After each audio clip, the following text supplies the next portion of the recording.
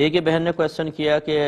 عید میلاد النبی پر cake وغیرہ ہمارے ہاں بنائے جاتے ہیں اور اس میں کبھی گنبد اور مینار بناتے ہیں، پورا مزار کا سے کیک بنا لیتے ہیں اور پھر اس کو کاٹتے ہیں، اور اسی طریقے سے بعض اوقات کیک کے اوپر لکھا ہوتا ہے عید میلاد النبی مبارک وغیرہ اور پھر اس کو کاٹا جاتا ہے۔ کیا یہ صحیح ہے یا نہیں؟ دیکھیں اس میں دو چیزیں ہیں، ایک ہے کیک کا کاٹنا اور ایک ہے کہ اس طرح کی شبی بنا کر کاٹنا یا کیک پر لکھ کر پھر اس لکھے ہوئے کو کاٹنا، یہ دو الگ چیزیں ہیں۔ تو کیک جو ہے وہ کاٹنا تو شریعت نے کوئی منع نہیں کیا ہے، بشرطے کہ اس میں ریاکاری نہ ہو، اس میں دکھلاوا نہ ہو، اس میں انسان حد اعتدال سے نہ بڑھے، اس میں تفاخر نہ ہو، فخر کرنا نہ ہو، ورنہ پھر ان چیزوں کو کوئی فائدہ نہیں ہے، یہ الٹی قابل گرفت ہو جاتی ہیں۔ اور اگر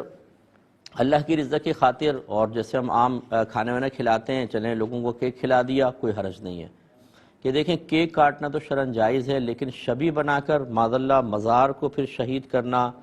گنبد کو شہید کرنا، اسی طرح میلاد النبی لکھا ہو پھر نبی کے لفظ کو چاک کرنا،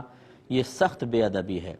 اس لیے سیدھا سادہ سا کیک بنائیں، اس پہ لکھیں کچھ نہیں، اور نہ اس طرح کی شبی بنا کے معاذ اللہ اس کو چاک کریں، یہ بالکل صحیح نہیں ہوگا۔ صرف سمجھانے کے لیے عرض کر رہا ہوں، آپ کے والد صاحب کی تصویر لے کے کوئی قینچی سے دو ٹکڑے کر دیں، آنکھیں ادھر اور پاؤں ادھر،